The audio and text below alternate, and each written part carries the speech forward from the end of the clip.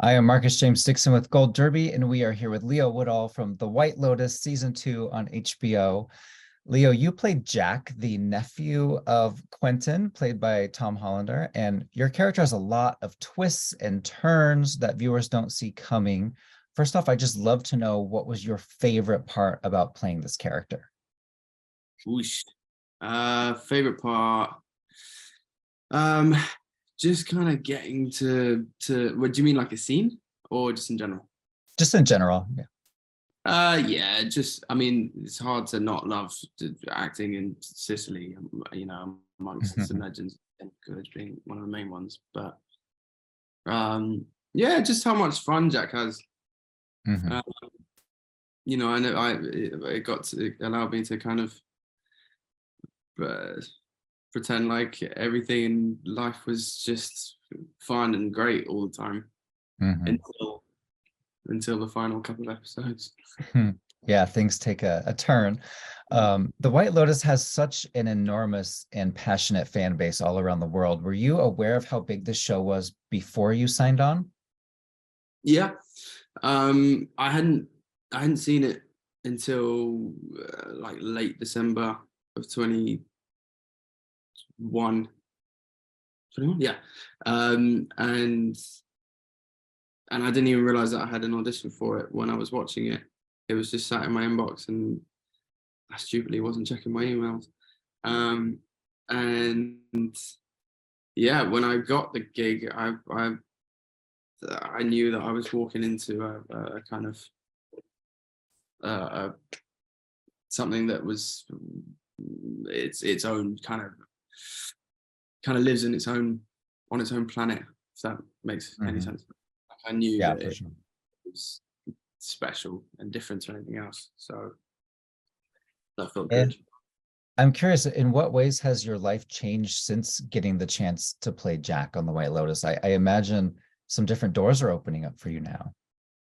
Big time. Yeah, I mean, I had have good agents, and I was getting auditions and stuff, but Lotus definitely kind of opened up a different sort of realm of opportunities, and so I'm forever grateful to Mike White for bringing me on. Uh, Hmm. Probably wouldn't be sat here talking to you now Hmm. if um yeah, so it's definitely kicked my career into a slightly different gear, um, which is fun. And the last time we see Jack in the finale, he lets Portia know that there's danger ahead and that she needs to get out while she can. And fans watching that moment were like, finally, Jack is doing the right thing. What was your reaction in that moment? I loved it. I loved that he wasn't. I think anti-hero is the wrong word, but I loved that. You know, by the end, you see that actually deep down, there's a good guy there, and um, he saves her despite having to betray Quentin. Um, and I felt like it was a really sweet moment and a real moment for Mhm. Jack to kind of say, like, you're a lot smarter than me, and you need to kind of get out of there because I've put you in some trouble. And though he doesn't say sorry, it's kind of an apology. Um, and it wasn't filled with loads of niceties. He literally just like chucks her phone out and drives off. But Mhm. as they say, it's the thought that counts. And where do you think Jack will end up after, the show ends? Where do you think Jack will be in 10 years from now? Like, what's his future? Because he thwarted the big plan, which was, I'm Mm. assuming Portia was supposed to die, and maybe he's going to be in trouble now from the people higher up. Mm. Um, I mean, I'd like to believe that he'll be okay, but really, it's a Mike White question. Uh, so I should ask him, maybe plant a seed. But no, I think 10 years, I can't even imagine that. I think the preceding kind of 6 months is probably going to be pretty rough for him. Hmm. For that. Yeah. I talked to Haley Lou Richardson earlier, and she said the whole season was filmed out of order. So you were doing different scenes and different episodes kind of all mixed together. Do you remember what was your very first scene on set, and how nervous were you that day? Um, my first scene was the bedroom scene with Haley, where he comes out and he dances in his underwear. uh, I think I was nervous, but it was so kind of wild that my first day on set, I was basically just like stark naked dancing around, and me and Haley had only basically met the day before. Scene, and we just went for coffee and like, tried to break some ice. So yeah, I think it was, but then I didn't have another shoot day for like another 2-3 weeks or something. And that was the dinner scene where he tells her that he's wearing his new sexy underwear.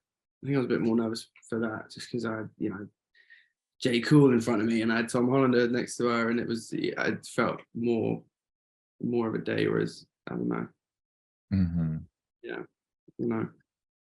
And Jennifer Coolidge, you had a few scenes with her, who played Tanya. What can you tell us about her behind the scenes? What is she like to work with? She's heaven, man. Yeah, she's so warm and funny and generous, and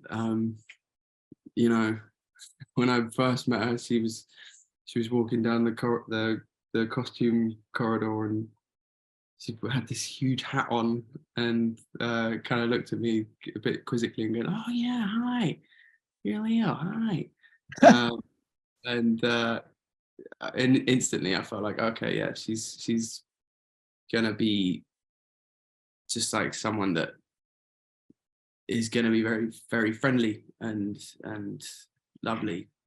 And she was exactly that. And yeah, it's getting to kind of watch her like just improvise some of the things she improvised, some of the lines she made up was really cool to watch. And speaking of improv, were you able to, do any lines like that, or did you kind of have to stick right to the script?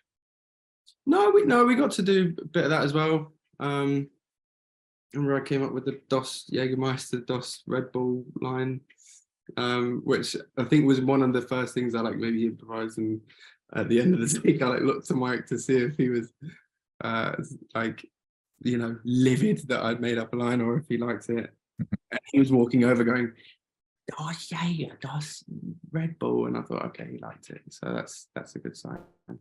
No, Mike's really collaborative, and he wanted us to all kind of, really bring our characters to life and feed things in if it worked, and if it didn't, then he wouldn't use it, or we'd go again or whatever. But definitely were given that freedom, which was amazing. He's the producer, the writer, director. How is he just overall as the guy in charge? What's he like, as the boss? As what's his directing style like? He's so laid back. He's so laid back and really just sort of chilled. Even if he's not, even if deep down he's really stressed, you don't really get that from him. He's laid back. He's encouraging, but he's also, you know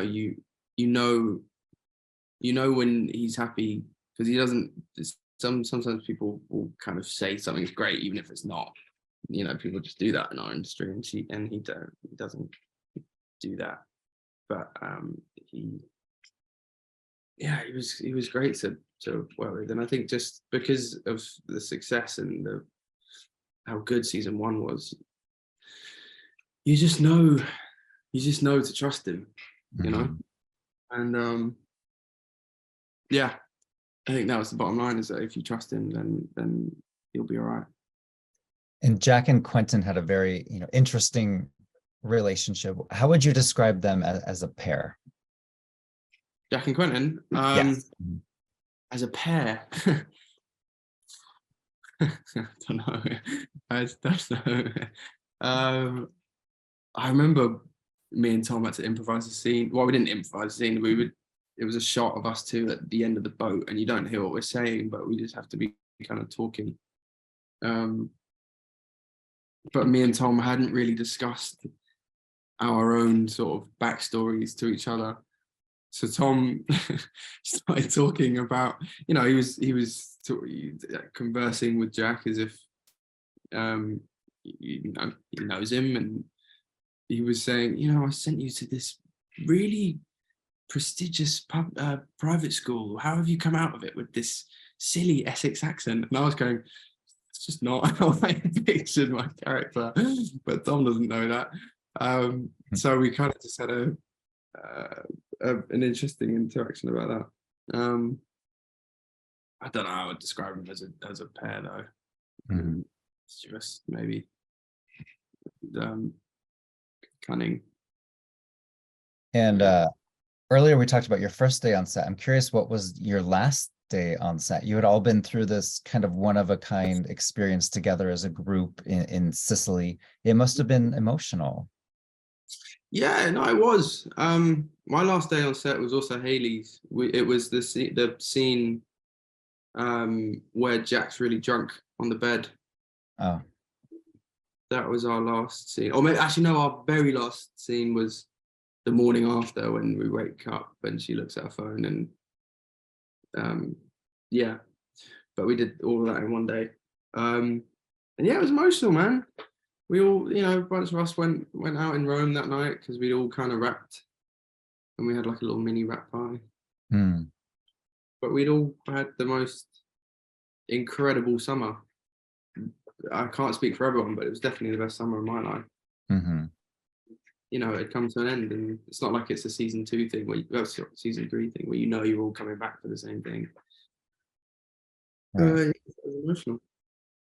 And that kind of brings me to my next question, which is, characters in this universe sometimes come back to other White Lotuses around the world, like Tanya and Greg from season 1 to season 2. Is Jack a character you would like to one day play again? Maybe season 3 or beyond? Easily. I would love to do that, but I don't think that's going to happen. Yeah. I've said it before. Mike would literally just have to point me in a direction, and I'd fly straight there. And do you remember what your reaction was when you read the script for the first episode and it starts with somebody dying? Did you have any fan theories in your head, like, oh, is my character gonna die, or maybe it's gonna be somebody else? Do you recall? Yeah, I can't actually remember now. I definitely, wondered who it was gonna be. I don't think I expected it to be who it was, but we're not in that period now where I can't give spoilers. Oh yeah, you can talk about it all you want. Yeah, I didn't think it was going to be Jennifer Coolidge's character who dies. Wow, that's so weird to say now in an interview. Months and months of not being able to do that. Yeah, but I didn't. I thought maybe. I didn't think my character was going to die. I thought maybe he'd kill someone. And that's be a good guy in the end. Well, at least in my opinion. Yeah, I remember the internet kind of exploded that night, the finale night, because I don't think a lot of people thought they would kill off, Jennifer Coolidge, but that's the genius of Mike White. Yeah, I think that's probably why he did it. I don't know, but especially because you think, oh, she's got away, and having thought maybe it would be her, she then sort of kills him and gets away, and then just flips off the edge of a boat and kind of kills herself by accident. It is, there's so many subliminal messages that Mike would have written within that, and yeah, he's just is a genius kind of. And we're a big awards nerds at Gold Derby. I'm dying to know what it was like at winning the SAG Awards. You guys all won the trophy for best ensemble in a drama series. Tell us about that moment. It was cool, man. It was really cool. I remember I'd never been to an awards ceremony especially one where, you know, I am on the other cast to sort of nominate for one. And I remember thinking, you know, it's just cool to be here. It doesn't matter if we don't win. And then when we were there, a few of us were looking at each other like, you know what, it'd actually be kind of cool if we did win. And then we did win. And because, you know, the SAG Awards are voted for by actors, it makes it that little bit more special. And yeah, it was really fun. It's freaking heavy, that thing, though. Oh, is it? Really heavy, mate. It's like, you know, a plant pot is heavy. So carrying around that thing all night was exercise. I love that. Well, thank you so much for chatting with us today. And you know, the Emmy nominations are coming up. We've got our fingers crossed for you and for the whole cast, really. I mean, the Emmy voters absolutely adored season 1, so we fully expect a lot of love coming toward the White Lotus's way in season 2. Thank you, mate.